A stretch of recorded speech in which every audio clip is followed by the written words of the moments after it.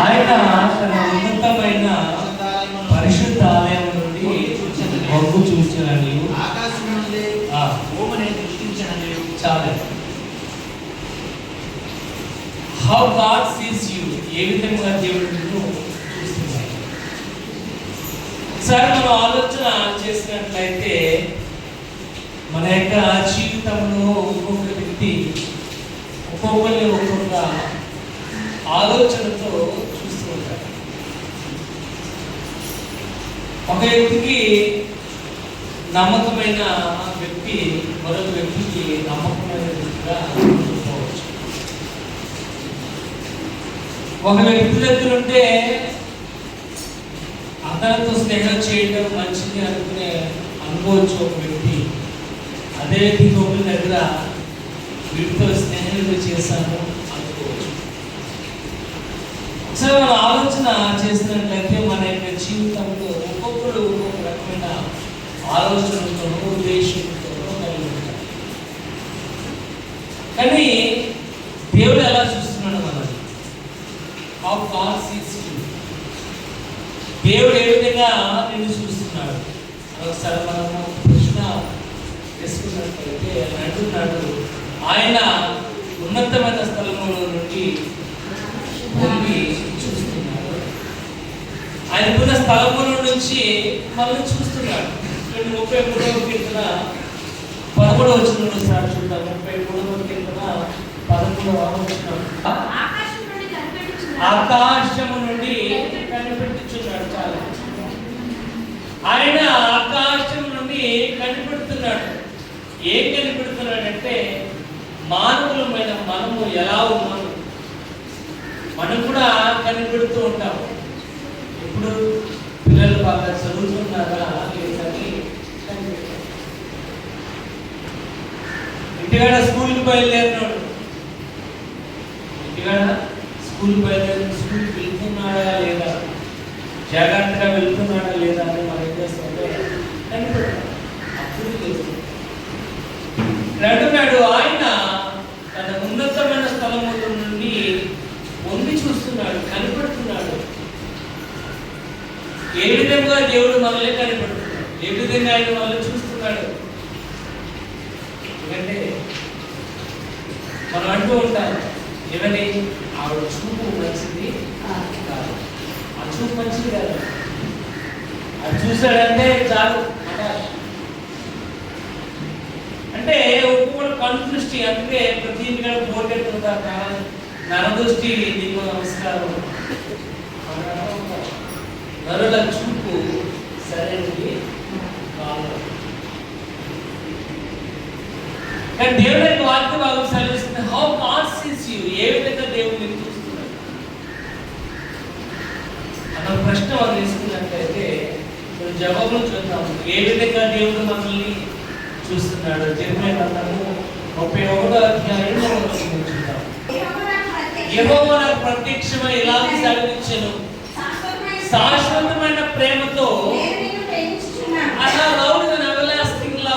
శాశ్వతమైన ప్రేమతో నేను నిన్ను.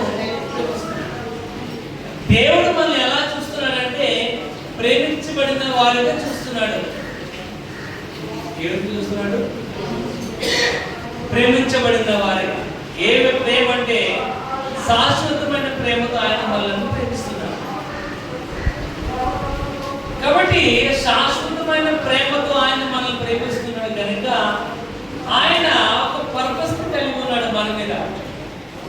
ఆయన నీ మీద ఉద్దేశం కలిగి ఉన్నాడు. అంటే నేను 100 క్రితం రాయబడుచుంది, యెహోవాయే దేవుడు అని తెలుసుకొనండి, ఆయనే మనల్ని గుర్తించడం, మనము ఆయన మేపు. ఇక్కడ తన ప్రేమ చేత ఆయన మనల్ని చూస్తున్నాడు. ఈ ప్రజలు నా ప్రేమను పొందుకునే వారిగా ఉన్నారు. చాలా కాలం కిందట ఆయన ప్రత్యక్షమై మాట సెలవిస్తున్నాడు, శాశ్వతమైన ప్రేమతో నేను నిన్ను. కానీ మన ప్రేమలో కొలత అనేది ఉంటుంది. మన ప్రేమలో కొలత, మానవుని యొక్క ప్రేమలో. ఒక ఇంట్లో 4 పిల్లలు ఉన్నారనుకోండి, వాడి మీద ఉండదు. మొదటి వాడిని చూస్తున్నట్లుగా ఆఖరి వాడిని చూడరు. ఎందుకంటే అందరికంటే ఆఖరి వాడు కనుక ఒక పాయింట్ ఎక్స్ట్రా ప్రేమ అనేది ఉంటుంది. చిన్నవాడంటే ఒక రకమైన ప్రేమ ఉంటుంది, పెద్దవాడంటే ఒక రకమైన. మన ప్రేమలో కొలత అనేది ఉంటుంది. దేవుని ప్రేమలో కొలత ఉండేది కాదు. శాశ్వతమైన ప్రేమతో ఆయన మన శాశ్వతమైన ప్రేమతో ప్రేమిస్తున్నాడు. కాబట్టి ఆయన చూపు మనకు కలగదంటే మనము ప్రేమను పొందుకునే వారిగా ఉండాలి. మనము కార్బన్ కాపీ అంటే ఇంతకుముందు కార్బన్ కాపీ ఉండేది. పైన మనం ఏం రాస్తున్నామో యాసిస్ కింద అదే అచ్చు అనేది కార్బన్ పేపర్ పెట్టి పై పేపర్ రాయగానే కింద కార్బన్ పేపర్. ఇంతకుముందు పైన పేపర్ రాస్తే కింద ఆటోమేటిక్గా 4 పేపర్లు మిగిలిపోయి పిఆర్ నోట్ జిరాక్స్ కావాలి, మనము జిరాక్స్ కావాలి. ఆయన ఉద్దేశం తలంపులన్నీ కూడా మన మీద పెట్టి ఆయన ఎలా ఉన్నాడు యాజ్ గా మనం ఉండేలా ఉన్నాడు. ప్రేమ చేత దేవుడు మనల్ని శాశ్వతమైన ప్రేమతో చూడండి. యెషయా 38వ అధ్యాయం 17వ వచనం. యెషయా 38వ అధ్యాయం 17వ వచనం. కారణం ఆయనను నీ ప్రేమ చేత నా ప్రాణమును నాశనము గల గోతులో నుండి, ఇక్కడ హిజ్కియా అంటున్నాడు 15 సంవత్సరముల ఆయుష్కాలం పొందుకున్న తర్వాత అంటున్నాడు, నీ ప్రేమ చేత నేను నాశనకరమైన గోతులో పడిపోకుండా నన్ను విడిపించావు. దేవుని యొక్క ప్రేమ శాశ్వతమైనది. అంటున్నాడు, నీ ప్రేమ చేత నాశనకరమైన గోతులో నుండి నన్ను కాపాడావు, నాకు ఇచ్చావు. మరి ఒక 15 సంవత్సరముల ఆయుష్కాలం. ప్రియమైన వాళ్ళరా, దేవుని వాక్యం వచ్చుంటే అదే 46వ అధ్యాయము 4వ వచనం చూద్దాం. యెషయా 46:4.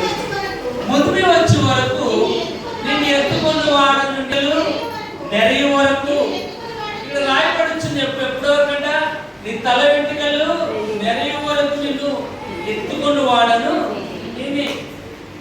మనం ఎంత తల పండిపోయినప్పటికీ మన తల్లిదండ్రులకి వారికి పిల్లలు వంటి వారినే రాయబడుచుంది. అటువంటి శాశ్వతమైన ప్రేమతో ఆయన మనలను ప్రేమించాడు. ఇక్కడ ఆయన మనల్ని ఎలా చూస్తున్నాడు? తన ఉన్నతమైన స్థలములో నుండి, తన పరిశుద్ధ ఆలయములో నుండి పొంగి చూస్తున్నాడు. ఎలా చూస్తున్నాడు? నిన్ను అంటే ప్రేమ పొందుకునే వారిగా ఉన్నావని ఆయన చూస్తున్నాడు. ప్రేమ సమస్తమైన కల్మషముల నుండి తొలగిస్తుంది. ప్రేమ తప్పులను కప్పిపెడుతుంది. ఇక్కడ ఆయన నీ మీద అటువంటి యొక్క ప్రేమతో నేను చూస్తున్నాడు. ఇలా ప్రేమ పొందుకోవడానికి ప్రయత్నించేద్దాం. రెండోది మనం చూద్దాం. ఎఫెసీయులకు రాసిన పత్రిక 1వ అధ్యాయము 6వ వచనం ఆఖరి మాట చూద్దాం. ఎఫెసీ 1.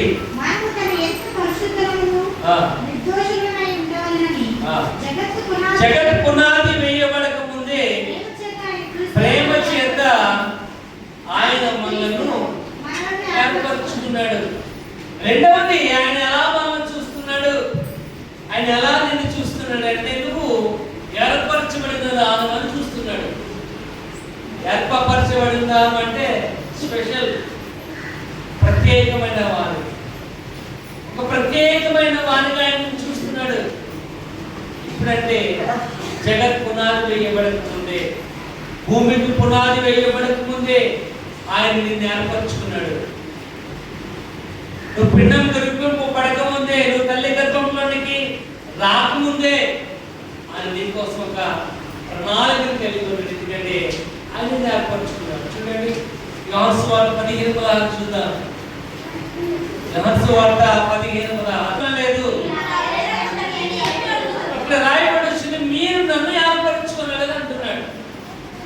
కానీ మనము దేవుని ఏర్పరచుకోలే, ఆయనే మనలను ఏర్పరచుకున్నాడు కనుక ఆయన మనలను కనిపెట్టుచున్నాడు, ఆయన మనం అబ్జర్వ్ చేస్తున్నాడు, ఆయన తన పరిశుద్ధ స్థలముల నుండి మనలను చూస్తున్నాడు. ఏ విధంగా అంటే మనం ఏర్పాటు చేయబడిన వారిగా ఉన్నాడు, మనం ప్రత్యేకమైన వారిగా ఉన్నామని ఆయన మనల్ని చూస్తున్నాడు.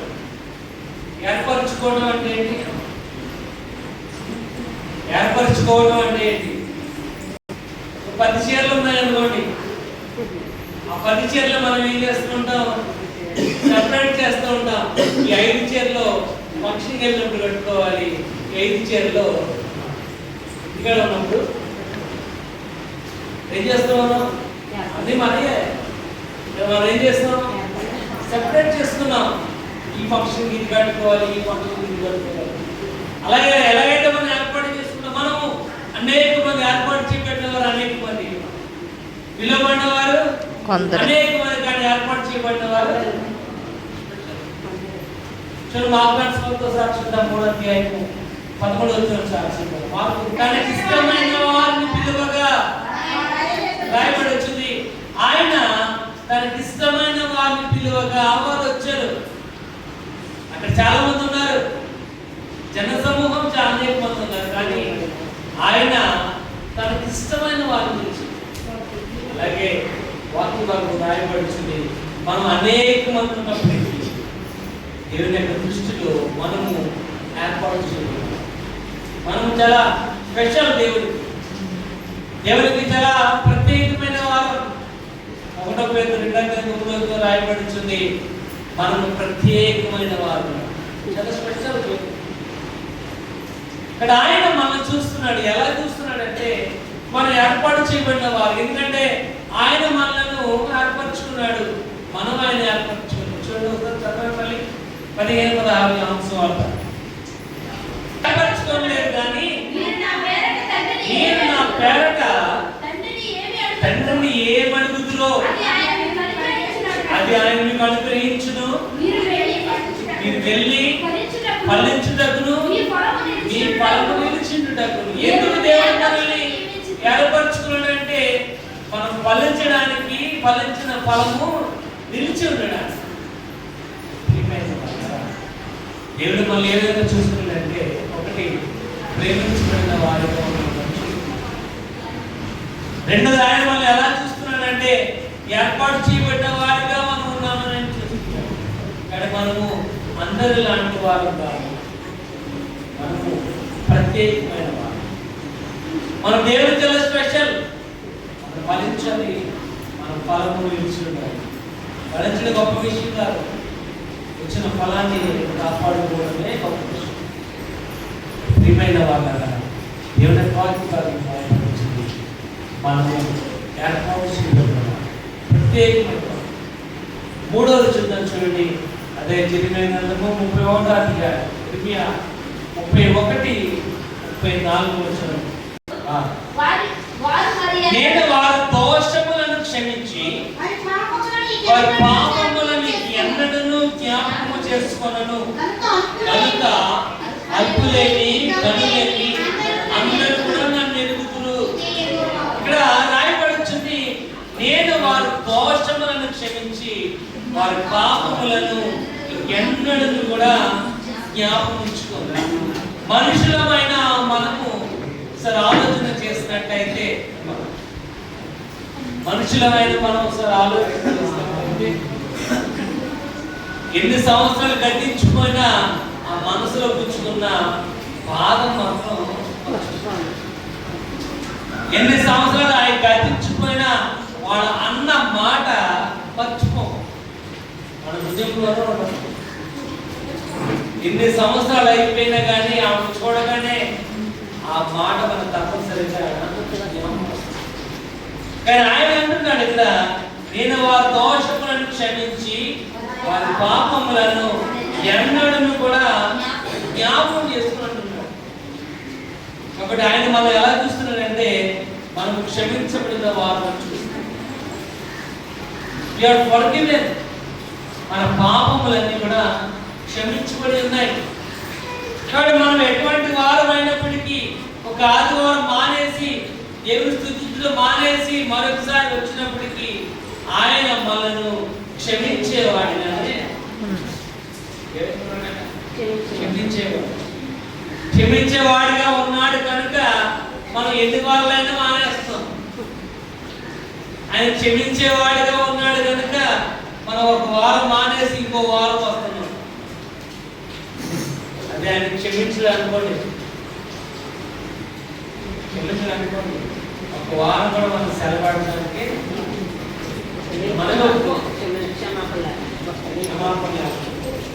దేవుని మార్పు బాగుంది. వారి దోషములను క్షమించి ఎన్నడూ కూడా ఎందుకంటే దావీదు అంటున్నాడు, నేను పాపం చేశాను నీకు వ్యతిరేకంగా. ఇక్కడ పాపం నుంచి మనకు క్షమాపణ లేకపోయినట్లయితే, పాప క్షమాపణ లేకపోయినట్లయితే 5:19 వచ్చినప్పుడు ఒక మనిషి యొక్క అవిధేయత వలన పాపం వచ్చింది. అదే ఒక మనిషి విధేయత వలన ఏమిటంటే మనం నీతిమంతులుగా తీర్చబడ్డాం. కాబట్టి ఆ పాపం యొక్క బీజముల నుంచి మనము క్షమించబడిన వారిగా ఉన్నామని ఆయన మనలను, మనం ఎటువంటి వారం అంటే క్షమించబడిన వారు.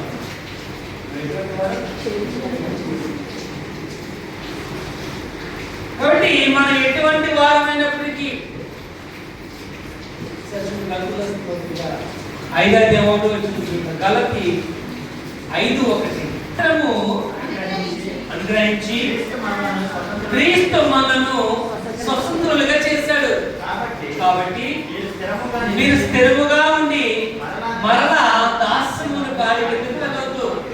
ఇప్పుడు మనం ఎవరంటే ఇండిపెండెంట్, మనకు స్వతంత్రులు. కాబట్టి మరలా మనకి ఆ ఫ్రీడమ్ ఉంది కనుక, ఆ దేవుడు మనం క్షమించాడు కనుక మరలా మనము ఆ దాస్యమును కార్యక్రమానికి మనం వెళ్ళడానికి వీల్లేదు, వెళ్ళొద్దు. ఎందుకంటే నువ్వు క్షమించబడిన నీ పాపములు క్షమించబడి, ఎప్పుడైతే నువ్వు యేసు ప్రభుని నీ సొంత రక్షణ అంగీకరించావో నువ్వు క్షమించబడిన నమ్ముట జీవాలు నమ్ముకోని సమస్తం కూడా నమ్మి బాప్తిస్మం పొందిన వాడు రక్షింపబడును, నమ్మని వారికి శిక్ష విధింపబడును. కాబట్టి నీ యొక్క జీవితంలో ఒకసారి ఆలోచన చేసినట్లయితే ఆయన తన పరిశుద్ధ ఆలయంలో నుంచి నిన్ను చూస్తున్నాడు. ఏ విధంగా చూస్తున్నాడు అంటే నువ్వు క్షమించబడిన దాని వల్ల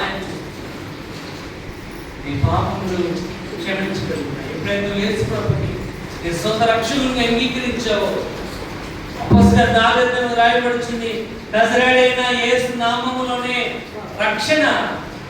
భూమి మీద ఉన్న ఏ మనిషి యొక్క నామంలో రక్షణ అనేది, రక్షింపబడి నీ పాపం క్షమించబడి ఉండాలంటే యేసు ప్రభువును అంగీకరించు. ఇక్కడ ఆయన ఎలా చూస్తున్నాడంటే నువ్వు క్షమించబడిన దాని వల్ల చూస్తున్నాడు ఆయన. చూడండి, అందుకంటున్నాడు మనకి ఇచ్చిన స్వతంత్రమును బట్టి మనం సుశుద్ధులుగా ఉన్నాము కనుక మళ్ళా దాస్యమును కార్యక్రమించడం చిక్కువనం కొరకు మూడోది అంటున్నాడు మనము క్షమించబడ్డాము. 4వ చూద్దాం, గలతీ రాసిన పత్రిక 3వ అధ్యాయం, గలతీ 3వ అధ్యాయం 4వ వచనం. లభించినట్లు అబ్రహాము పొందిన ఆశీర్వచనము క్రీస్తు యేసు ద్వారా అన్యజనులకు కలుగుటకై క్రీస్తు మన కొరకు శాపమై మనల్ని ధర్మశాస్త్రం యొక్క శాపము నుండి విమోచించెను. ఆజ్ఞాతిక్రమమే పాపం, పాపం వల్ల వచ్చు జీతం మరణం. ఇక్కడ ధర్మశాస్త్ర ప్రకారంగా పాపం చేసినట్లయితే మరణానికి ఇక్కడ రాయబడుతుంది, క్రీస్తు మన కొరకు శాపమై ధర్మశాస్త్రం యొక్క శాపములో నుండి మనల్ని ఏం చేసినట్టే విమోచించాడు. కాబట్టి హూ వి ఆర్ అని మనం ఒకసారి ప్రశ్న వేసుకున్నట్లయితే మనం ఎవరము అనుకున్నట్లయితే మనము విమోచింపబడిన యేసు ప్రభు యొక్క రక్తము ద్వారా విమోచింపబడిన వారు. ఎందుకంటే పాపం మన మీద అజమాయిష్ చేయకుండా, పాపము మన మీద తన యొక్క ప్రభావాన్ని చూపకుండా యేసు ప్రభు నీ కోసం తన ప్రాణాన్ని క్రీస్తు మన కొరకు శాపం, క్రీస్తు నీ కొరకు శాపంగా మార్చున్నాడు. అంటే 53వ అధ్యాయం రాయబడుతుంది, అతను పొందిన దెబ్బల చేత మనకి స్వస్థత అనేది. అంటే మనం ఉండవలసిన స్థానంలో ఆయన ఉన్నాడు. నువ్వు భరించవలసిన అవమానమును దెబ్బలను ఆయన భరించాడు. నీ కోసం తన ప్రాణాన్ని, నీ కోసము ఆయన శిలువ మీద భయంకరమైన బాధను అనుభవించాడు. ఎందుకంటే నువ్వు విమోచింపబడిన వాడుగా ఉన్నావు. నువ్వు విమోచింపబడాలి అని అది చూడండి. ఒకసారి చూద్దాం. ఆదికాండం 3:21 చూద్దాం. ఆదికాండం 3:21. దేవుడైన యెహోవా ఆదామునకును అతని భార్యకును చర్మం చొక్కాలను చేయించి వారికి తొడిగించెను. చర్మం చొక్కాలను చేయించి వారికి తొడిగించెను. ఇక్కడ రాయబడుచున్న ఆ మాట ఏంటంటే అప్పటి వరకు కూడా వారు దిగంబరులు అనే విషయం వారికి తెలియదు. కానీ 3వ అధ్యాయం రాయబడుతుంది, సర్పము జ్ఞానం కలిగినదిగా ఉంది. సర్పం అంది ఇది నిజమా అంటాడు. ఇది నిజమా అనగానే వెంటనే స్త్రీ యొక్క మైండ్ లో స్టార్ట్ అయింది, నిజము కాదు. సర్పం మాట వింది. ఆ ఫలములు కళ్ళకు అందంగా కనపడ్డాయి, రుచిగా కనపడ్డాయి. అది తిట్టడం మొదలుపెట్టింది. అప్పుడు 7వ వచనం చదవండి. అప్పుడు వారిద్దరి కన్నులు తెరవబడెను, వారు తాము దిగంబరులని ఎప్పుడు తెలుసుకున్నారట? అంటే అంతకుముందు వారు తెలీదా? తెలుసు, కానీ వారు తెలియకుండా ఆత్మ వస్త్రములు వారు కలిగిన వారుగా ఉన్నారు. కానీ ఎప్పుడైతే ఆజ్ఞ అతిక్రమం చేశారో, దేవుని యొక్క మాట ఎప్పుడైతే వారు లోపడలేదు, కళ్ళు చదవడానికి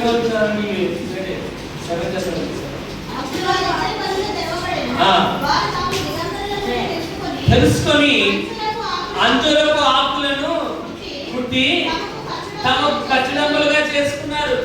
అంజూరపు ఆకులను పుట్టి తమకు కచ్చడములుగా చేసుకున్నారు. అంటే ఇప్పుడు వారికి బట్టలు ఉన్నాయి కదా. కింద వచ్చిన రాయబడి 9వ వచనం చదవండి ఒకసారి. దేవుడైన యెహోవా ఆదామును పిలిచి నువ్వు ఎక్కడ ఉన్నావనను. అందుకు అతడు నేను తోటలో నీ స్వరము వినినప్పుడు నేను దిగంబరిగా ఉన్నాను. అంటే వాడికి అంజూరపు ఆకులను కట్టడములుగా చేసుకున్నారు. కానీ దేవుని స్వరం వారు విన్నప్పుడు కూడా వారు ఆ కట్టడములతో ఉన్నప్పటికీ అంటున్నాడు నేను దిగంబరిగా. వాళ్ళ నుంచి ఆయన పాపం యొక్క బీజం ఆయన గొర్రె పిల్లలను వర్షించి ఆ యొక్క చర్మము ద్వారా వారి చొక్కాలను గుర్తించి వారికి తొలగించారు. ప్రియమైన వాళ్ళ వాక్య వాళ్ళు రాయబడుతుంది విమోచన. మన విమోచన చూడండి. బాప్తిస్మం యోహాను యేసుప్రభు చూస్తున్నాడు. లోక పాపాలను మోసుకొని పోయేవాడు ఆయన మాత్రమే. అందుకే నిర్మాకాండంలో రాయబడుతుంది, ఆయన ఐగుప్తులో ఉన్న ప్రథమ సంతతిని నిర్మూలన చేయాలనుకున్నప్పుడు ఆయన ఒక మాట చెప్పాడు. చూడండి, చదవండి. 12వ అధ్యాయం 22వ వచనం. నిర్మాకాండం 12:22. రక్తములో నుంచి ద్వారబంధం యొక్క అడ్డకమ్మికి 2 నిలువకమ్ములకి ఈ యొక్క రక్తం ఏం చేయాలంట? చిలకరించాలి, తాగించాలి. ఎప్పుడైతే రక్తం తాగించాడో సంహార దూత కనుక ఆ రక్తము రాసిన దినమున తెల్లారే వరకు ఎవరు కూడా ఇంట్లో నుంచి బయటికి రాకూడదు అని చెప్పాడు దేవుడు. ఏ ఇంటికైతే రక్తం యొక్క గుర్తు లేదు, ఆ రక్తం లేని గుర్తులో ప్రతి ఇంట్లోకి ఆ సమానుభూతి వెళ్ళి మొదటి సంతతిని నాశనం చేసినట్టు. ఏదైతే రక్తం యొక్క ఆనమానం ఉందో ఆ ఇంటికి ఆ సమానుభూత వెళ్ళలేదు. కాబట్టి ఆయన అంటున్నాడు, యేసు ప్రభు యొక్క రక్తం ద్వారా మనం విమోచించబడ్డాం. ఏ కుమారుల రక్తం యొక్క ఆనవానం ఉంటుందో, ఏ గృహంలో యేసు ప్రభు ఉంటున్నాడు, ఆ కుటుంబము విమోచింపబడిన కుటుంబం. ఇక్కడ అంటున్నాడు చూడండి, పేతురు అంటున్నాడు 1వ పత్రిక 1వ అధ్యాయం 19 వచ్చింది చూడండి. 1:19 పేతురు తన పత్రికలో అమూల్యమైన రక్తము చేత అనగా నిర్దోషమైన నిష్కలంకమైన గొర్రె పిల్ల రక్తము చాలా ఇక్కడ రాయబడుతుంది. మనము విమోచింపబడిన వారము. ఏ విధంగా విమోచింపబడిన వారం అంటే నిష్కలంకమైన అమూల్యమైన గొర్రె పిల్ల యొక్క రక్తము ద్వారా మనము విమోచింపబడిన వారము కనుక వాక్యవాక్యం రాయబడుతుంది. ఆ ధర్మశాస్త్రం యొక్క అధికారములో నుండి మనము విమోచింపబడిన వారం. ఎందుకంటే క్రీస్తు నీ కోసము శాపముగా మార్చబడ్డాడు. హౌ గాడ్ సీస్ యు, ఏ విధంగా దేవుడు మనల్ని చూస్తున్నాడంటే మనము విమోచింపబడిన వారిగా ఆయన చూస్తున్నాడు. విమోచింపబడిన వారిగా ఉన్న మనకు ఆయన ఇచ్చిన అధికారం ఏంటంటే చూడండి, రోమీయుల రాసిన పత్రిక 8వ అధ్యాయము 15వ వచనం చూద్దాం. రోమా 8:15 మీరు దాసపు ఆత్మను పొందుకోలేదు కానీ దత్తపుత్ర ఆత్మను పొందుకున్నారు కనుక ఆత్మ కలిగిన వారమై మనము అబ్బా తండ్రి అని మొరపెట్టుచున్న. ఇక్కడ ఆయన మనం ఎలా చూస్తున్నాడో ఇక్కడ రాయబడుచుంది. ఇక్కడ మనం దాసపు ఆత్మను పొందుకోలేదు కానీ దత్తపుత్ర ఆత్మను పొందుకున్నాం. అంటే ఆయన కుమారుడికి ఏదైతే అధికారాన్ని కలిగి ఉన్నామో మనకు కూడా అటువంటి అధికారాన్ని కలిగిన వారుగా ఈక్వల్ గా మరలా రాయబడుచుంది. కాబట్టి మీరు అబ్బా తండ్రి అని మొరపెట్టుచున్నారు. తండ్రి అని చూడడానికి మనం యోగ్యులము కాము. ఎందుకంటే విలానాన్ని మనము ఎందుకు దౌర్భాగ్యము, దీనులము, దరిద్రులము. ఆయన ప్రభు అని పిలవడానికి కూడా యోగ్యులము కాము. ఆయన మన మీద ఏం చేస్తున్నాడంటే తన ప్రేమను చూపించాడు. ఆయన మనమే మనల్ని ఏర్పరుచుకున్నాడు. ఆయన మనం క్షమించాడు. మనకు విమోచనగా ఆయన తన ప్రాణాన్ని పొలంగా పెట్టాడు. కనుక 53వ అధ్యాయం యెషయా ఆగ్రోత్తును రాయబడుతుంది. ఆయన తిరుగుబాటు చేసిన వారందరి కోసం కూడా విజ్ఞాపన చేస్తున్నారు. అనేక మంది కోసం ఆయన ప్రాణాన్ని అర్పించాడు. ఆయన మనిషి గొప్ప అధికారము ఏంటంటే అబ్బా తండ్రి మన యోగ్యులను చేసి ఆయన మనల్ని ఆశించుకుంటాడు. కానీ మనుషులము అనేక రకాలైన ఆలోచన అనేక విధాలుగా చూస్తుంటారు. దేవుడు మాత్రము దీని మీద ప్రత్యేకమైన ప్రణాళిక కలిగి ఉన్నాడు. ఎఫెసీయులకు రాసిన పత్రిక 1:4 చూద్దాం. తన ప్రియని యందు మనల్ని ఉచితముగా అనుగ్రహించిన తన కృప మహిమకు కీర్తి కలుగునట్లు తన చిత్త ప్రకారమైన దయా సంకల్పము చెప్పున యేసుక్రీస్తు ద్వారా రాయబడుచుంది. ఉచితముగా తన కీర్తికి మహిమ కలుగునట్లు పరిశుద్ధముగా మనం ఉండాలని, యోగ్యులుగా మనం ఉండాలని ఆయన మనకు ఆలోచన మనము దత్తపుత్ర ఆత్మను కలిగిన వారు, ఆత్మ కలిగిన వారు దేవుని దేవుడితో మనం చూస్తున్నాడు. తన ఉన్నతమైన స్థలంలో పరిశుద్ధ స్థలంలో చూస్తున్నాడు. ఏ విధంగా చూస్తున్నాడు అంటే, ఒకటి ప్రేమను పొందుకున్న వారిగా ఉన్నారు.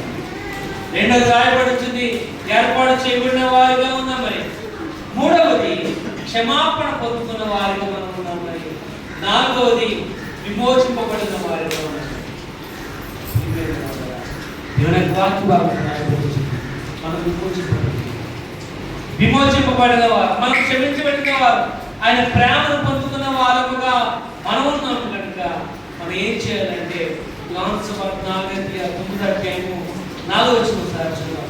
యోహాను సువార్త 9:4 పంపిన వారి క్రియలు నేను ఇక్కడ మనము ఏర్పాటు చేయబడిన వారు, మనము ప్రేమను పొందుకున్న వారు, మనము క్షమించబడిన క్షమాపణ పొందుకున్న వారు, మనం విమోచింపబడిన వారు కనుక పగలున్నంత వరకు నన్ను పంపిన వారి క్రియలు మనము పగలున్నంత వరకు దేవుడు మనల్ని ఎందుకు పంపించాడు, ఆ పని మనము చేయవలసిన యొక్క బాధ్యత దేవుడు మన మీద